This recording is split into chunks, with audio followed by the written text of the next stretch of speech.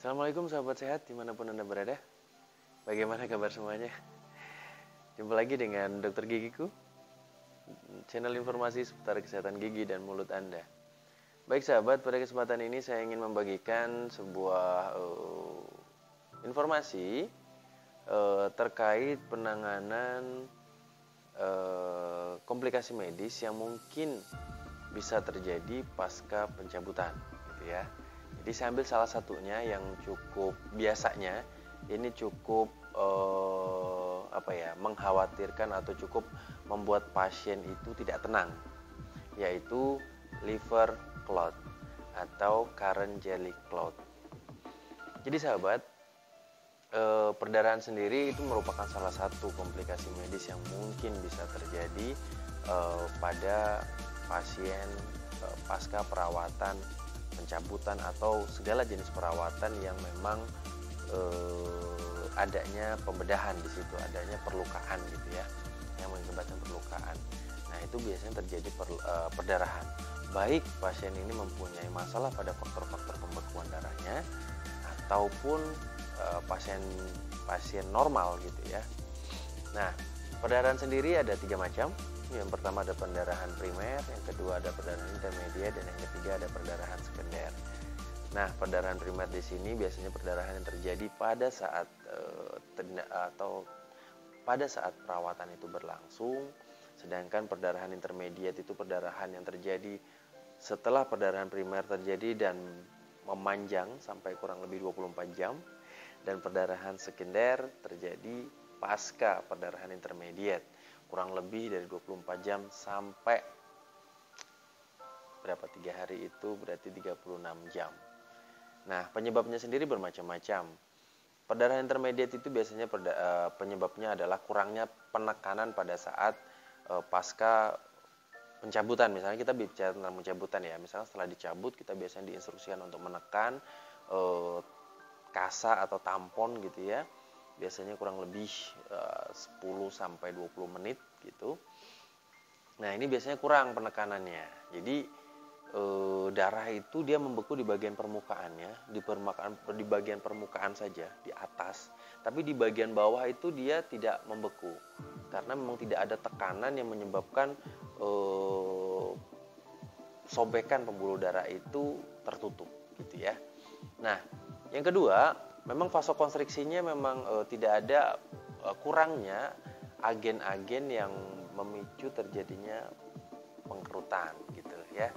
Biasanya kalau kita bisa bantu itu ya, kalau misalkan pada saat habis melakukan pencabutan, pokoknya bisa ada luka itu 6 jam pertama itu bagus dengan air dingin gitu ya, air kulkas atau apapun yang dingin lah. Itu juga bisa salah satu sebagai membantu untuk terjadinya pengkerutan pembuluh darah. Dan yang ketiga memang terjadinya vasodilatasi atau pelebaran pembuluh darah dalam jangka panjang lama dia ya. Faktor-faktornya sih banyak ya, salah satunya berarti suhu. Tadi kita ngomongin suhu, berarti ini mungkin panas, merokok kayak gitu ya, itu juga bisa memicu terjadinya perdarahan dalam waktu yang lebih lama. Nah selanjutnya setelah perdarahan intermediate ini harusnya selesai misalkan sampai 24 jam dan kemudian tidak berhenti juga, nah ini masuk ke perdarahan sekunder.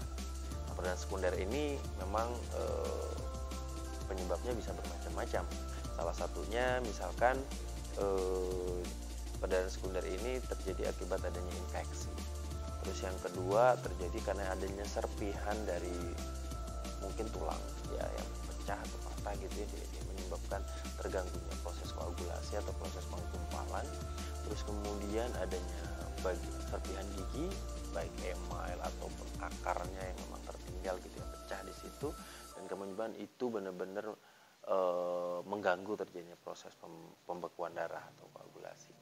Nah kemudian mungkin juga ada bahan-bahan atau obat medikamen saluran akar, misalkan gigi pasca perawatan saraf gigi gitu ya, ketika patah kayak gitu dicabut, terus kemudian meninggalkan bahan-bahan medikamen itu di dalam lukanya, dan bahan itu memicu atau mengganggu proses pembekuan darah ini juga bisa terjadi. Nah hal yang sering mengkhawatirkan pasien itu biasanya ya dari intermediate sampai ke ini ya, perdarahan intermediate dan perdarahan sekunder. biasanya terjadi yang namanya liver clot. Liver clot kenapa sih disebut liver clot? Ya liver clot itu ada karena ada gumpalan menyerupai liver. Liver bukan bentuknya seperti liver jantung ya, bukan.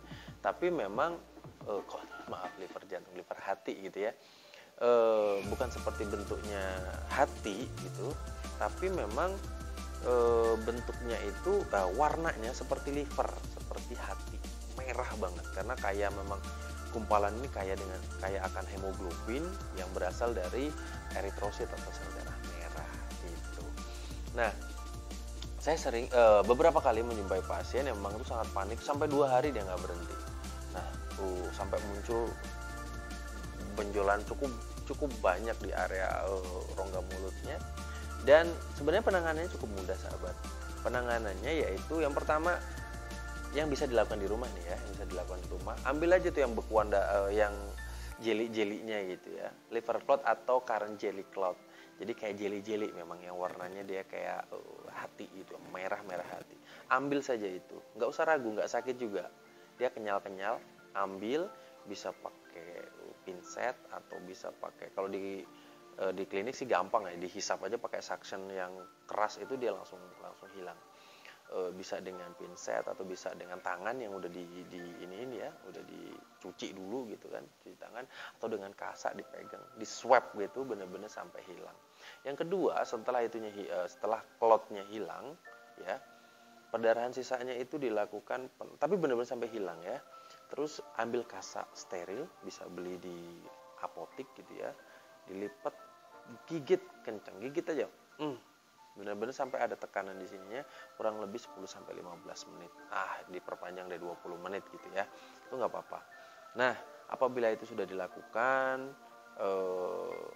dan ternyata masih dia keluar terus nggak berhenti-berhenti, baru dibawa ke dokter gigi. Nah, dokter gigi sendiri sih pasti akan dipelajarin. Nanti ketika di dokter gigi biasanya kita akan tambahkan tuh dengan epinephrine gitu ya, dikasih tampon yang diberikan epinephrine 1/50.000 atau 1/80.000 gitu ya, terus digigitkan gitu. Tapi apabila treatment ini masih juga tidak berhasil, ya kita lakukan kuretase. Biasanya kita anestesi dan kita bersihkan di dalamnya, kita irigasi gitu ya, diirigasi, benar-benar dipastikan bahwa di dalam bekas tulang bekasnya gigi tadi benar-benar bersih. Jadi biasanya kasus ini nggak perlu ada masalah faktor pembekuan darah kok. Jadi memang ini bisa terjadi pada siapapun.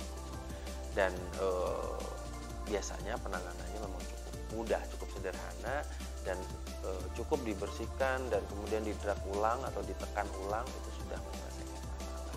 Tapi berbeda lagi nanti ya apabila misalkan kelainan yang terjadi efek samping atau komplikasi ini terjadi pada pasien-pasien dengan kelainan bekuan darah, memang itu berbeda lagi penanganannya. Jadi demikian sahabat yang bisa saya bagikan, semoga bermanfaat. Sekali lagi jangan khawatir, jangan panik gitu ya. Itu yang pertama, jangan panik bahwa setelah pencabutan itu ada darah, itu hal yang sangat biasa. Bahkan kalau nggak ada darah, itu yang harusnya kita panik. Jadi kalau misalkan darahnya banyak nggak perlu panik. Tadi apabila terjadi namanya liver clot atau currant jelly clot, dibersihkan aja ya, diambil, terus cari kasak gigi kurang lebih 20 menit insya Allah. Dan ya kalau misalkan ini ya ditambahkan, mungkin bisa dikulumin pakai air dingin gitu, air es gitu ya, dikulumin kayak gitu ya, untuk membantu terjadinya proses koagulasi. Demikian sahabat yang bisa saya bagikan. Apabila informasi ini bermanfaat, silahkan di-sharekan ke siapapun yang membutuhkan. Itu sebagai perintah Tuhan kita harus bekerja sama dalam kebaikan. Wa ta'awanu 'alal birri wat taqwa wa la ta'awanu 'alal ismi wal 'udwan. Semoga kita bersama bisa menjadi bagian dari penyebar kebaikan. Assalamualaikum warahmatullahi wabarakatuh.